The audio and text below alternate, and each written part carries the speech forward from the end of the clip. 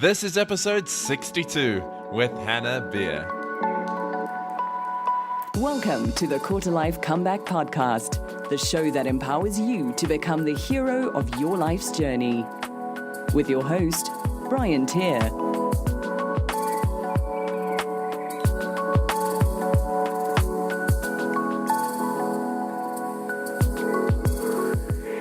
Hey guys and girls, welcome back to another episode of the Quarter Life Comeback Podcast, episode 62 today. And I'm excited to be sharing an interview I did on another podcast with my friend Hanna Bier.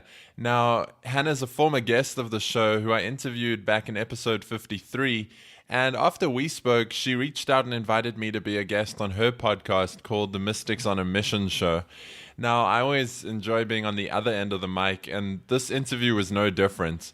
I got to nerd out about some of the things I'm really passionate about, such as living a more intentional life via minimalism, treating life as an exploration or experiment, and some of my recent thoughts on the whole find your purpose question. Now, Hanna also asked me some really cool personal questions at the end of the interview that you're going to want to listen to, where I got to share a bit more about myself that I don't usually share on the podcast, such as my personal dreams and role models. In this episode, you're going to learn how to use experiments to find work that you love, my advice on finding your purpose, some of the items on my personal bucket list, why and how I live a minimalist lifestyle, the importance of self-awareness, and the best advice I've ever received. As always, you can get the links and resources to this episode at the show notes, which you can find at briantier.com/062. But for now, let's go hang out with Hanna.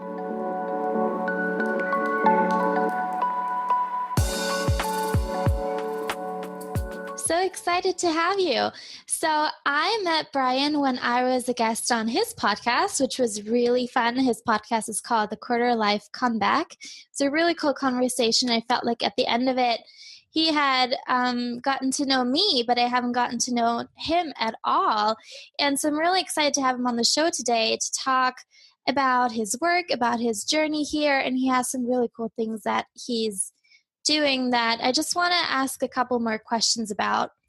So for everybody who doesn't know you, Brian, can you tell us a little bit about what you're currently doing? Yeah, so I think like a lot of other millennials, I started my career down the corporate path, and I grew up like in a really happy family. Super grateful for everything that me and my three brothers were given. And you know, I just went through the steps that we're told you're supposed to follow. And I did well. Like I excelled academically and at sports. I studied a good degree. I didn't really know what I wanted to do when I finished school, but I followed the path of one of my older brothers who, like him and I, are very similar. And so I did engineering, civil engineering. I did that I studied it for 4 years and again did really well. And then I did that as a job for 2.5 years. And I got to a point where like I realized I'd never really taken a step back and asked myself, like, is this actually how I want to be spending my days? And through like a couple of different events and a little bit of travel and things, I started taking a look at that stuff and asking myself those questions.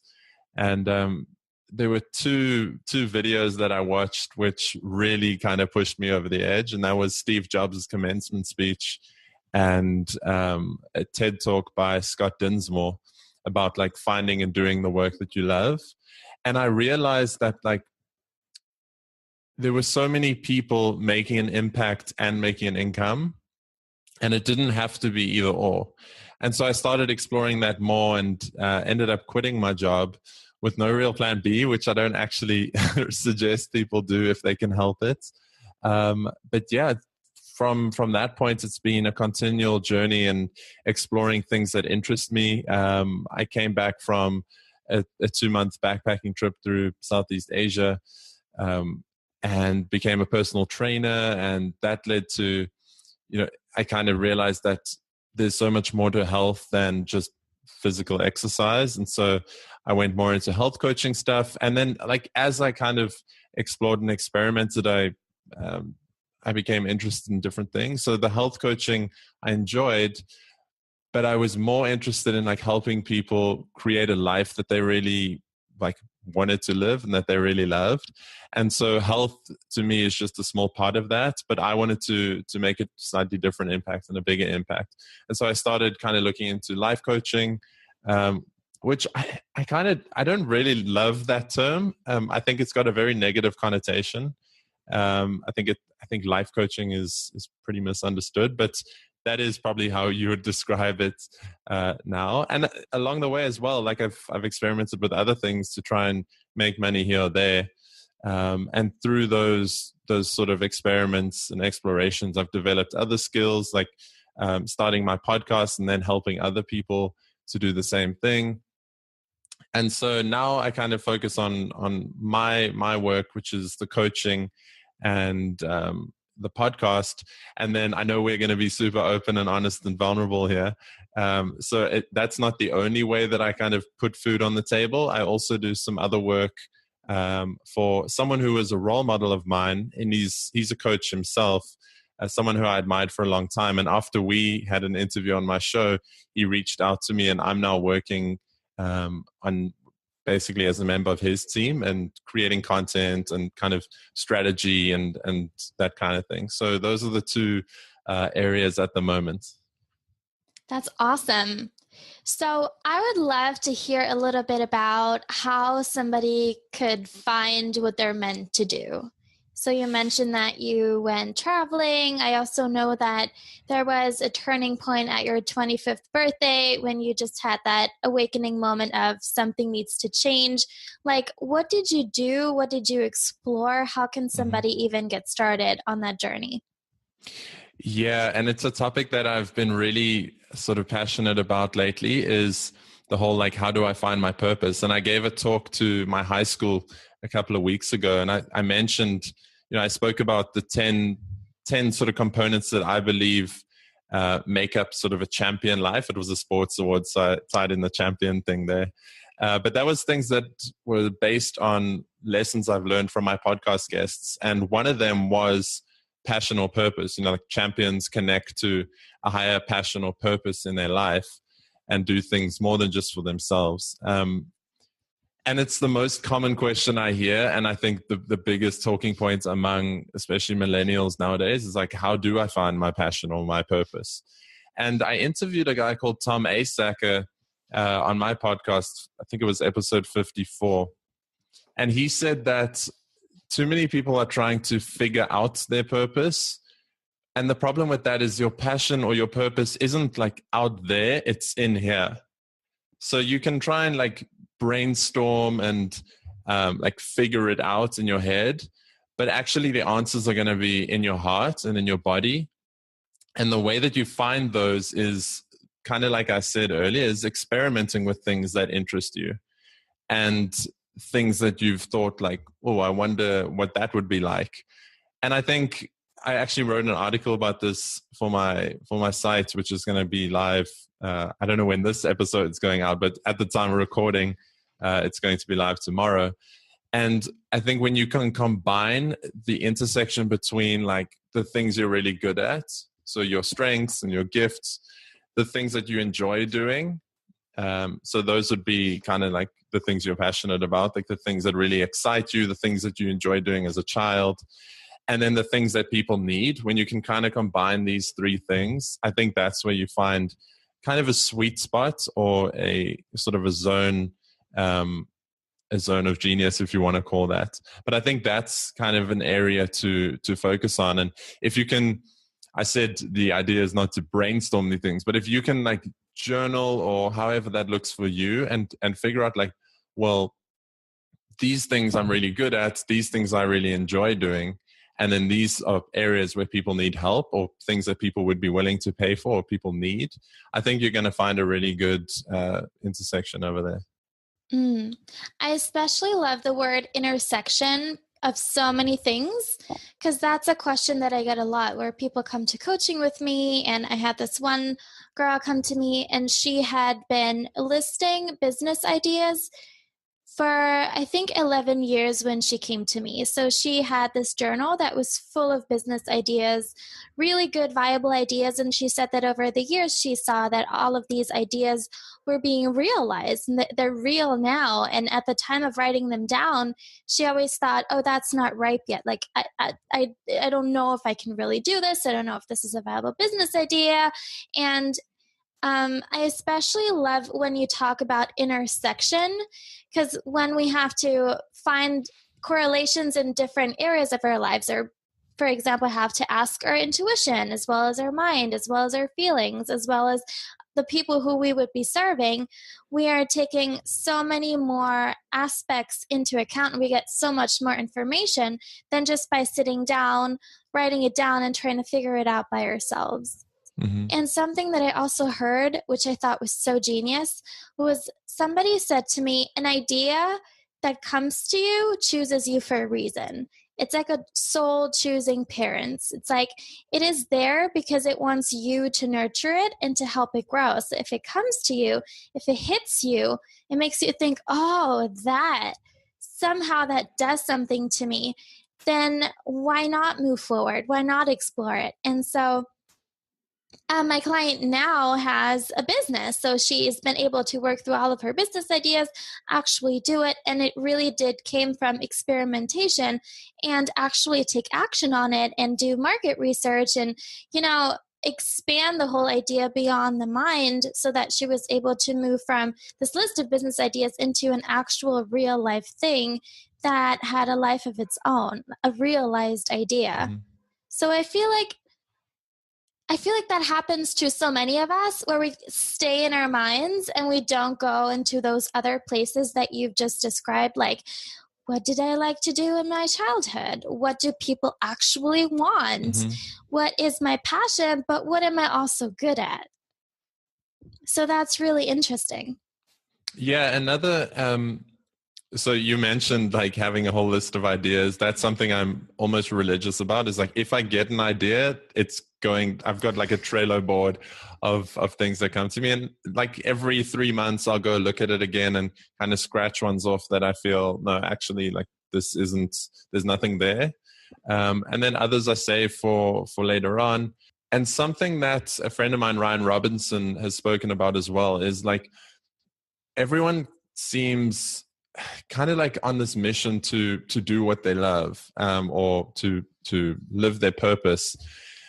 But what he said was like, if you can get really good at a skill, you can use that skill to kind of create a lifestyle that you do love. So maybe it's not like, maybe you don't start off like, these are the things I love, I have to make a living from these things. I'm also very strongly of the belief that like some things can stay a hobby. They don't have to be a money generating thing. But what he said is like, you develop a skill over time. So let's say I became really good at podcast production, and then you use that skill to create the lifestyle that you kind of want to live. And I'm just using an example, like that would be me becoming a podcast producer, or like content producer for other people's podcasts, and using that to kind of create a life that I really like or really love. So that was another approach. But I think it all, again, comes back to what I said, the 2 E's is exploring and experimenting. And the great part about that is you don't have to quit your job to kind of live out your passion. You can explore and experiment with things while you're still employed, like use your time after work or before work to start that blog, or to start an interview series or a podcast or a YouTube channel. And if it gets traction, then cool, there might be something there. And if not, like that's fine too. But you've given yourself the opportunity, and like you've tested whether it's something you could see yourself doing long term, and if people actually like it and want you to carry on.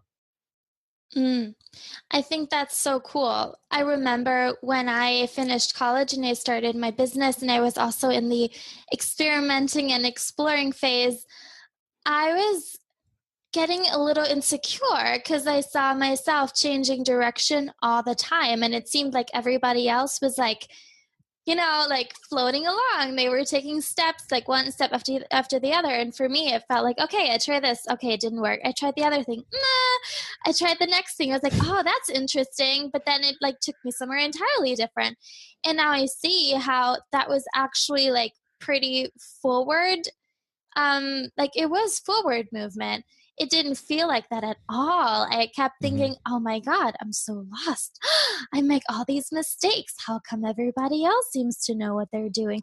Am I the only one who doesn't know what she's doing? And now looking back, I'm just at awe at myself, because it takes a lot to take that time out to just explore and to not need it to work out the way you want to, and to really have that curiosity of, I'm going to find out and I'm just going to try it. And I don't know what's going to come of it. And you gain so much information, and it's actually a pretty effective way of moving ahead, because you learn so much from these whether you want to call them mistakes or whatever. I don't call them mistakes, but you could call them that. So let's call them mistakes just for shits and giggles today. So if you make all those mistakes that seemingly, just take you around and around in circles, you are learning so effectively. Like it's been really effective. Now I look back and I think, whoa, I was growing at lightning speed, because I tried 7 or 8 different things per week. And that was really cool. And it really also whipped me into shape. I felt very entitled back then. I thought, oh, I'm going to be so successful. This is going to be so easy for me because I'm so intelligent. And I was, the cocky millennial that everybody's talking about. And I've learned a lot of humility through making those mistakes that actually led me to awesome insights and a lot of good skills and good inner strength. Yeah, and I actually mentioned this in that same talk, and I don't know, maybe we can link up to that talk in the show notes. I recorded it as a solo podcast episode. But another thing I said in the talk was like, if you have your head in the clouds and all you're focused on is like your big goal, that vision that you think you want, but actually like you might not want it down the line. But if that's all you're focused on, you're going to miss the opportunities that are right next to you already.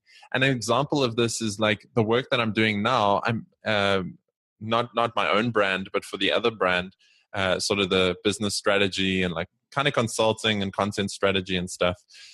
None of that would have happened if I didn't like experiment with starting a podcast. And when I quit my job 3 years ago, like I hardly even knew what a podcast was, but that came along and I was like, maybe I'll try that. And then like I had a really good interview with this guy, and that's led to another opportunity now.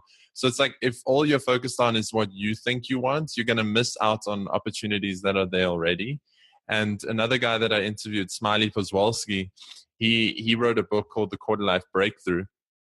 And what he said is, he's also like a millennial expert and that kind of thing.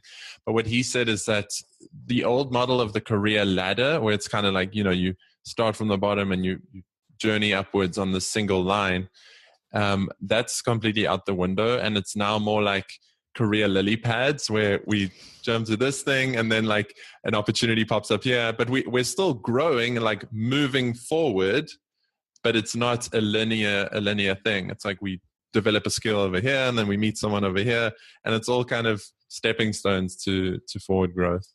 Oh, I can so relate to that. That's a really cool picture to have. Yeah.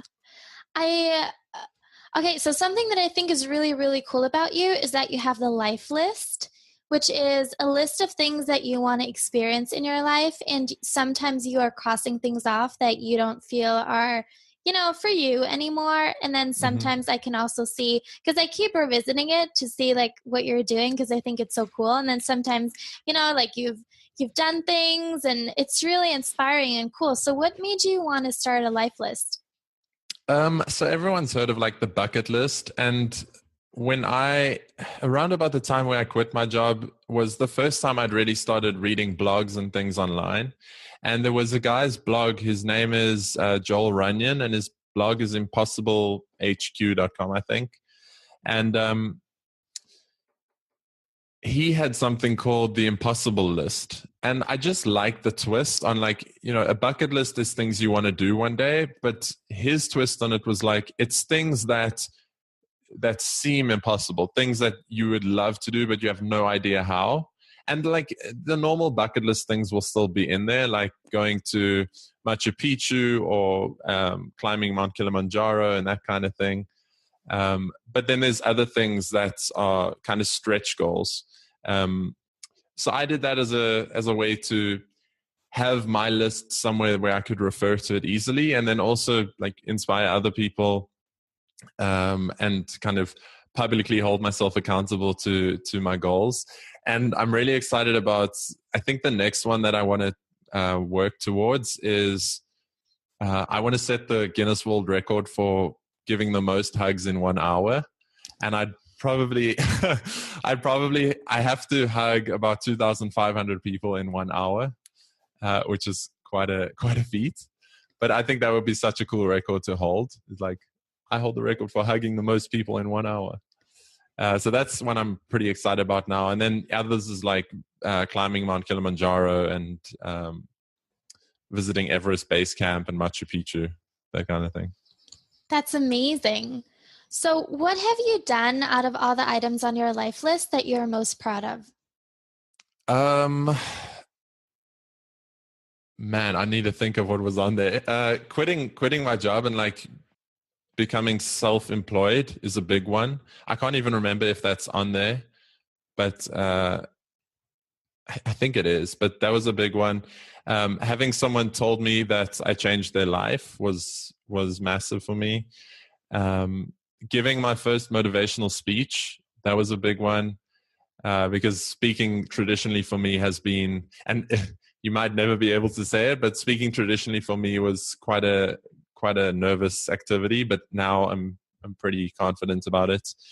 Let me think what else was on there. There's all the like fitness ones as well, and yeah, those are the three that come to mind first. Is like becoming self-employed, having someone tell me I changed their life, and being a motivational speaker. That's amazing. I also think it's really cool that you live a pretty minimalist lifestyle. Can you tell us a little bit more about your motivation behind that?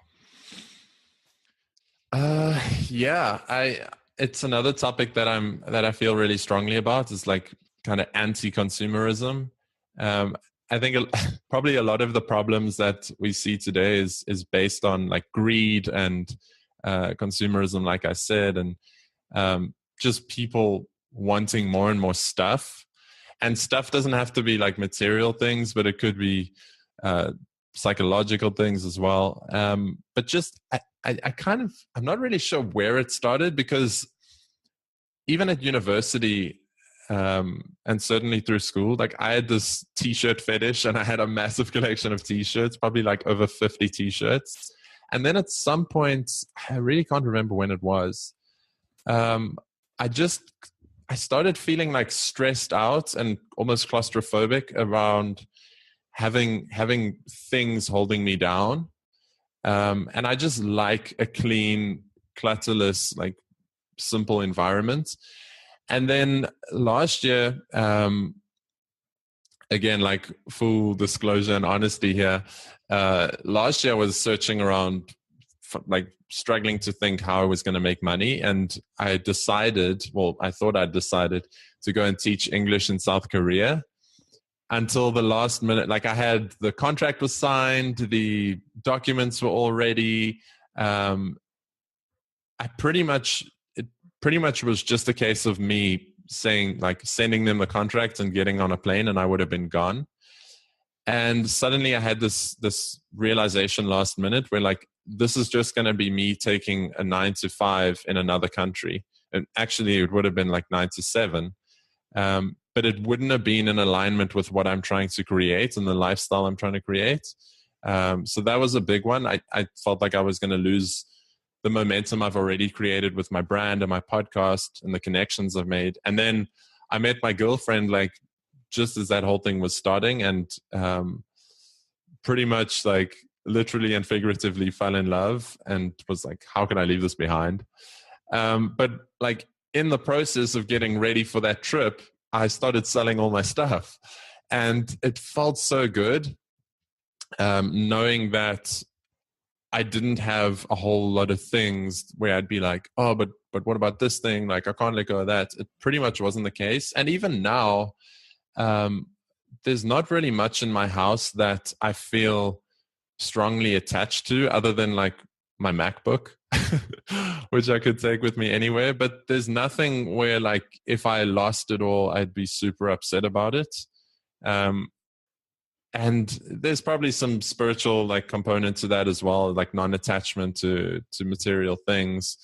But it's just something I feel so strongly about. I think a lot of debt and like financial crises could be solved if people just learn to be happy with less.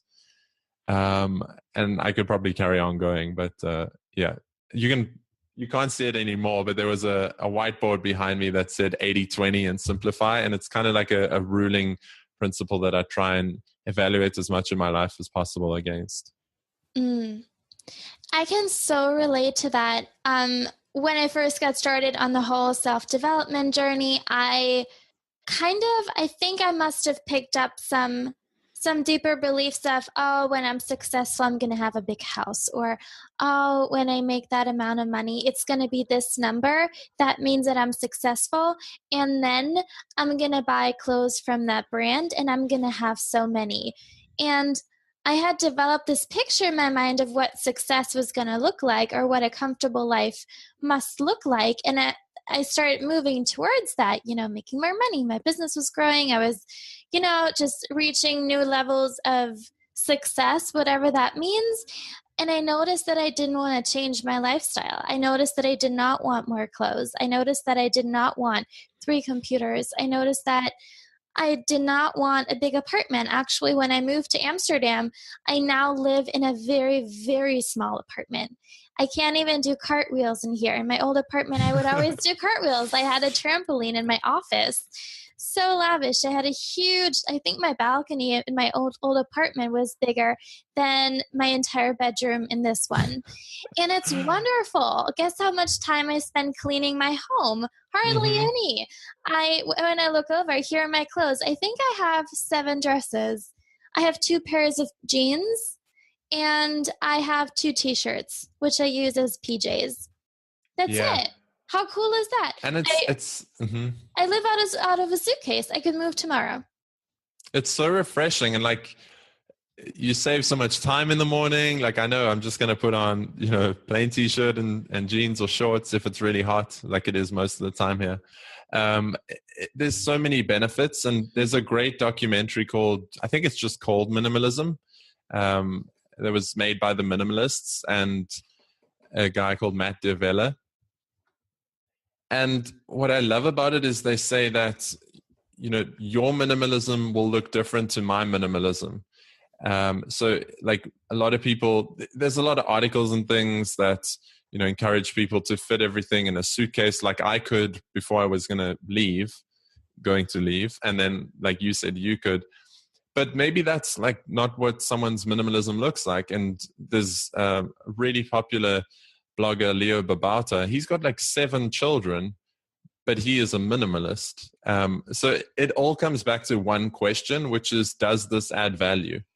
And I think that's such a great question to hold to like all areas of our life, from the people we spend time with, to the food we're eating, to the stuff we own, the way we spend our time. It's just like, does this add value? And if not, then like, you need to do a little bit of reevaluating and maybe get rid of some things, including friends.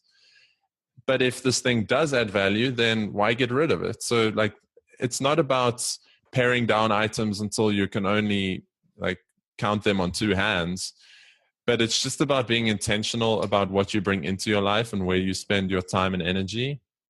And coming back to that question of like, does this add value? What I especially love about this process is that you can't know if something adds value or if something is for you if you don't know who you are. And I feel like that's what I love most about being so intentional about my goals, about the things that I buy, about what I move towards, about just what I do in general, is that I have to be so conscious of myself. I have to be so conscious of who I am, what I want, how I want to live, what my personal values are. Because if I don't know that, I don't know what's for me, and I can't like discern between different things.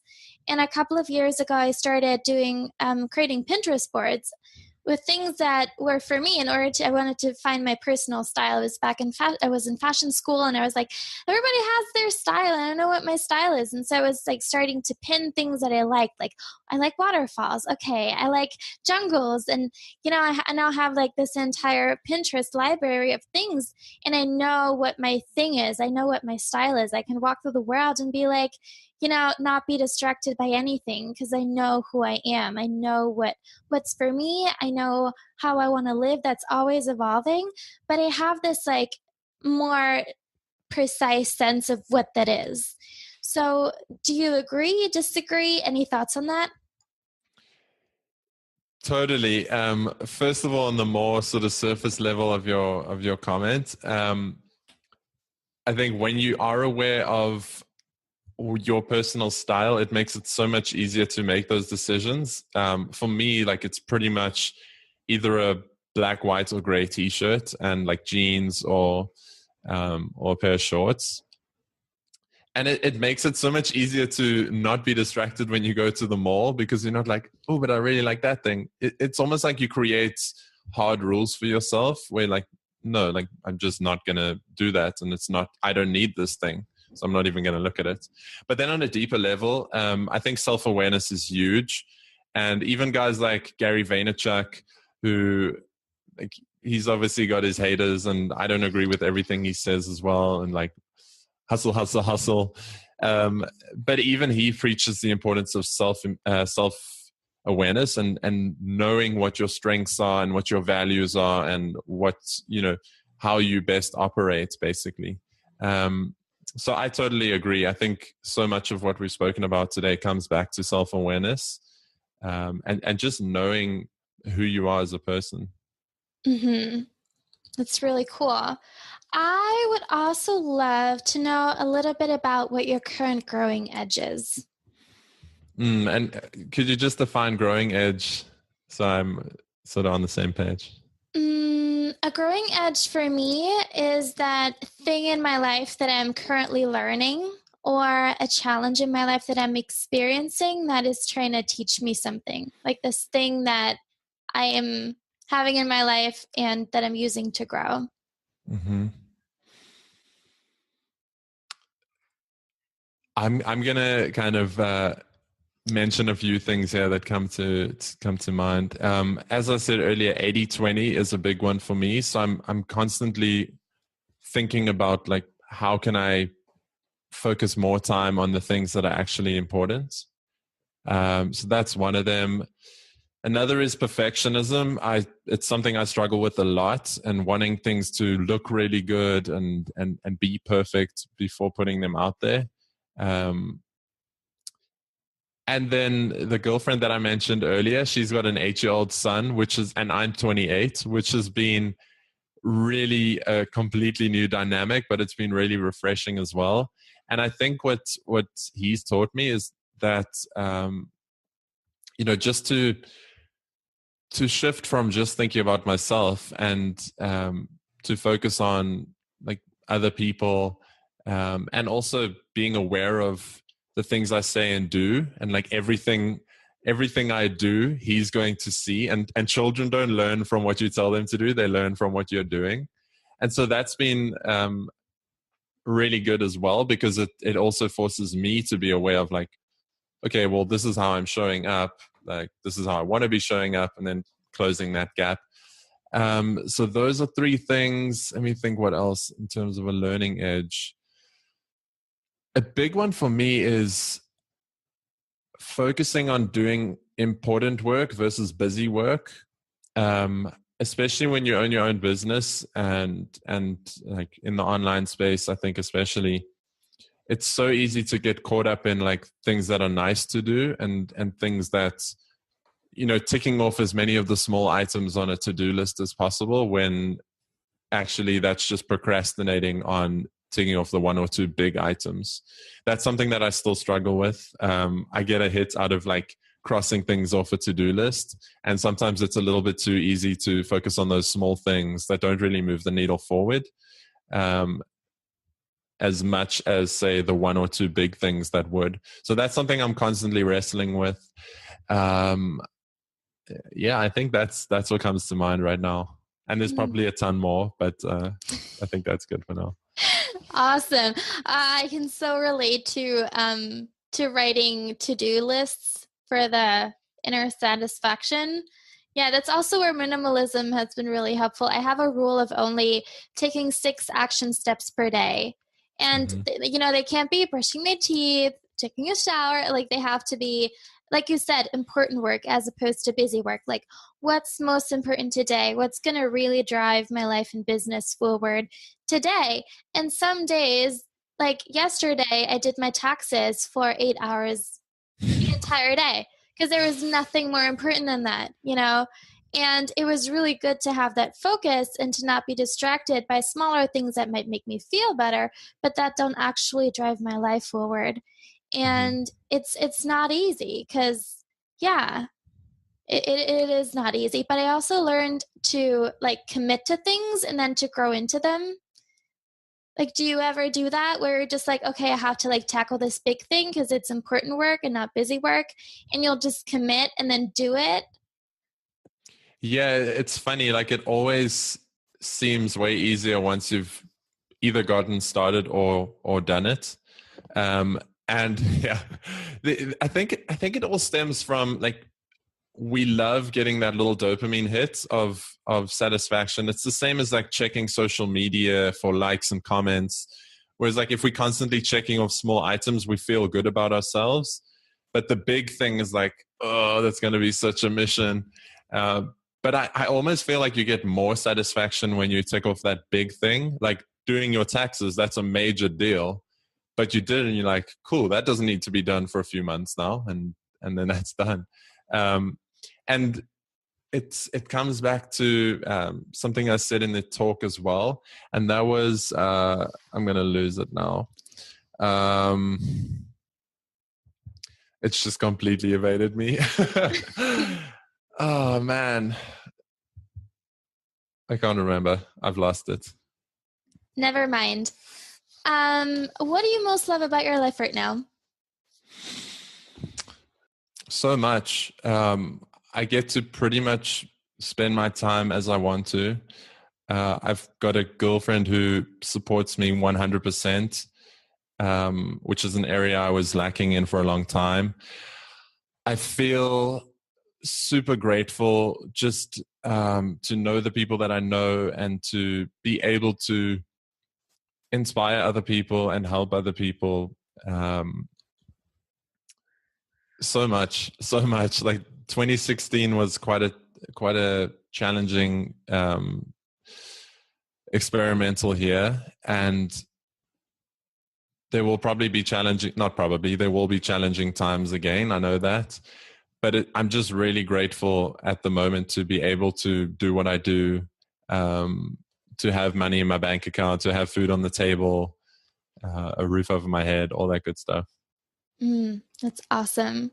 I would love to ask you a couple of quick questions now that we're approaching the end of our conversation.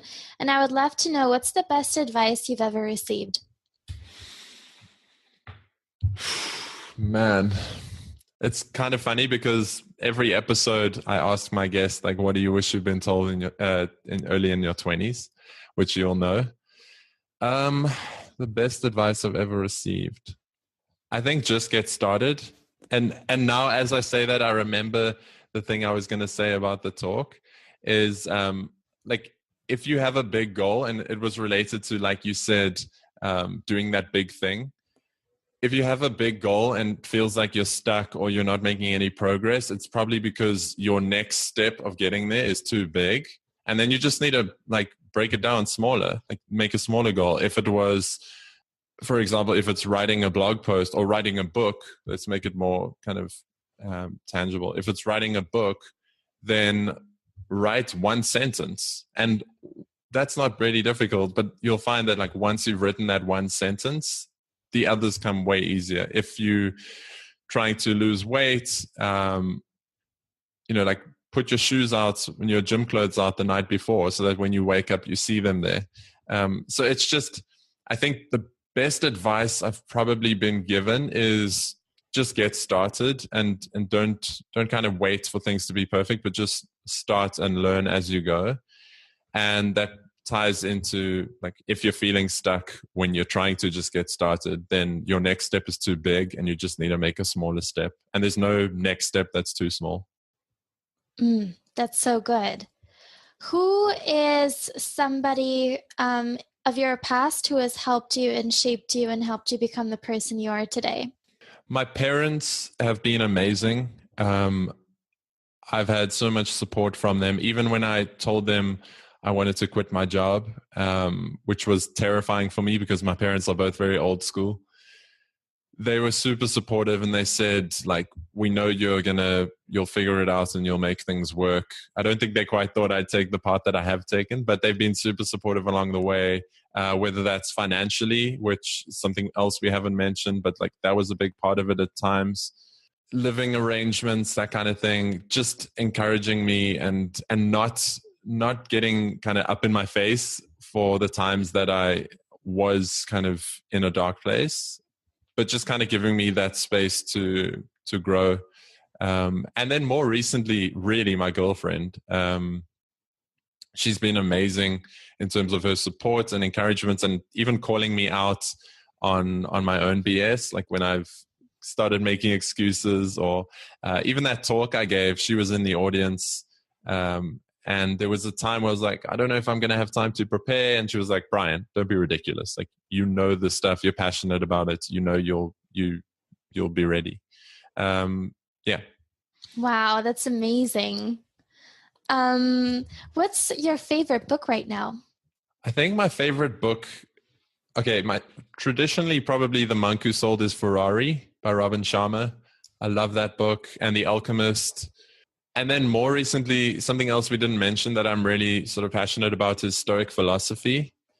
And there's a great book called The Daily Stoic, which is kind of like a little passage each day that I read normally just before bed with a quote and like how to apply it to your life. So it amazes me how these sort of Greek philosophers said this stuff thousands of years ago, and it's still so relevant today. Even things like minimalism and perfectionism and all that kind of stuff, it's all in there.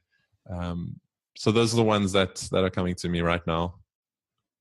Cool. What's a dream you want to realize?